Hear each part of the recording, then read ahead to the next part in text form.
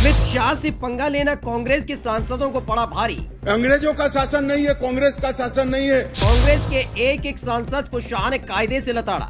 आतंकवाद ही मानव अधिकार का सबसे बड़ा हनन करता है। बंद हुए कांग्रेसी सांसदों के मुंह, जेल जाने की आई नौबत। ये भारतीय जनता पार्टी और नरेंद्र मोदी का शासन। सोनिया राहुल के छूटे पसीने, हम्मा हम्मा लगे चिल्लाने। मैं यहाँ बैठा होता तो टोकता भी रोकता भी। दिल्ली संसद से बहुत बड़ी खबर सामने आई है। केंद्रीय गृह मंत्री अमित शाह से पंगा लेना इस बार कांग्रेसियों को बहुत भारी पड़ गया।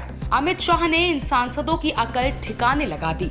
अमित शाह ने सदन में पहली बार इन कांग्रेसियों को ऐसा जलील किया कि किसी के मुंह से एक भी जुबान नहीं खुली और शाह लगातार इन सभी कांग्रेसियों को लताड़ते रहे। यही नहीं, इन्हें महानुभावों के सामने जेल भिजवा देने तक की बकायदा चेतावनी भी दे दी। बता दें, गृह मंत्री अमित शाह का पारा लोकसभा में उस वक्त हाई हुआ जब कांग्रेस सहयोगी दल इंडिया गठबंधन के सांसदों ने लोकसभा में भारतीय न्याय संहिता, भारतीय नागरिक सुरक्षा और भारतीय साक्ष्य विधेयक 2023 पर सदन में चर्चा कर रहे थे, जिस पर कांग्रेस ने केंद्रीय गृह मंत्री अमित शाह को जमकर घेरा था। फिर इन्हीं कांग्रेसियों द्वारा बोले गए हमले के जवाब में केंद्रीय गृह मंत्री अमित शाह ने भरी सदन में जब जवाब दिया तो इन महानुभावों के होश उड़ गए। सबके सबकी बोलती बंद हो गई। शाह ने एक एक कर सबको कायदे से लताड़ा। शाह ने कहा, राजद्रोह अंग्रेज लेकर आए। यही कारण रहा कि हमारे स्वतंत्रता सेनानियों को कई सालों तक जेल में बंद रहना पड़ा। मुझे तो आश्चर्य हो रहा है। इस देश के कानून में आतंकवाद को रोकने की धारा है और इस सम्मानीय सदन का कोई व्यक्ति उसको मानव अधिकार के नाम से विरोध करे।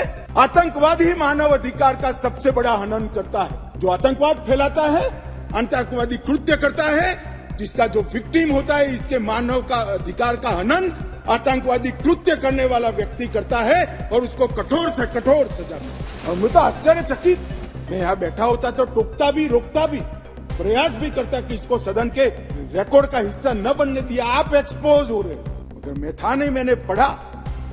इसका बचाव करते हैं। किस जमाने में जी रहे? अंग्रेजों का शासन नहीं है, कांग्रेस का शासन नहीं है, ये भारतीय जनता पार्टी और नरेंद्र मोदी का शासन।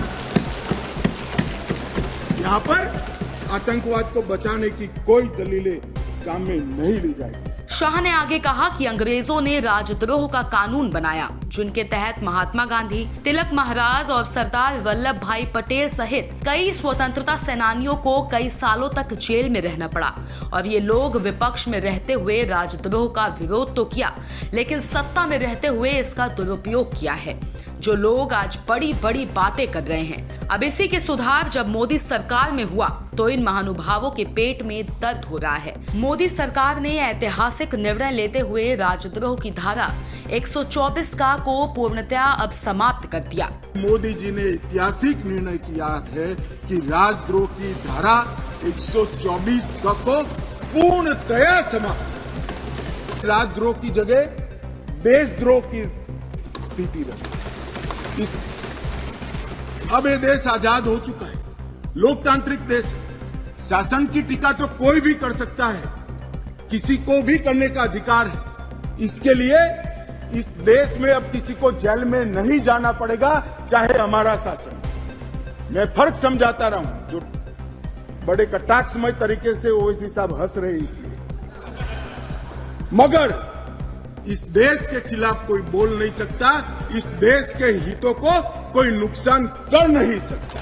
इस देश के झंडे, इस देश की सीमाएं, इस देश के संसाधनों के साथ अगर कोई खिलवाड़ करेगा तो निश्चित रूप से उसको जेल में जाए, और जेल में जाना चाहिए। मानिए, ये हमारी सरकार का ट्रस्ट है। इस देश की सुरक्षा किसी भी की सुरक्षा से सबसे ऊपर होनी चाहिए, सुप्रीम होनी चाहिए, सबसे पहले राष्ट्रपति। आगे कहा, अब लोकतांत्रिक देश है, शासन का विरोध कोई भी कर सकता है। इसको लेकर किसी को जेल में नहीं जाना पड़ेगा, लेकिन देश के संसाधनों के साथ कोई खिलवाड़ करेगा तो उसे जेल में जाना पड़ेगा। इस कारण हम लोग देशद्रोह की धारा लाए हैं। अंग्रेजों के बनाए हुए कानून 124C में लिखा था, सरकार के खिलाफ की गई बात, हम जो इसकी जगह 152 धारा लेकर आए हैं, इसमें देश की संप्रभुता, एकता और अखंडता जो भी तोड़ेगा उसके खिलाफ कड़ी कार्रवाई की जाएगी। निखिल शर्मा की रिपोर्ट। सब्सक्राइब करें साम टीवी, क्योंकि हम आ गए हैं अब आपके बीच, दिखाएंगे सत्ता के वादों और अपराधियों के एक एक कारनामे की हकीकत।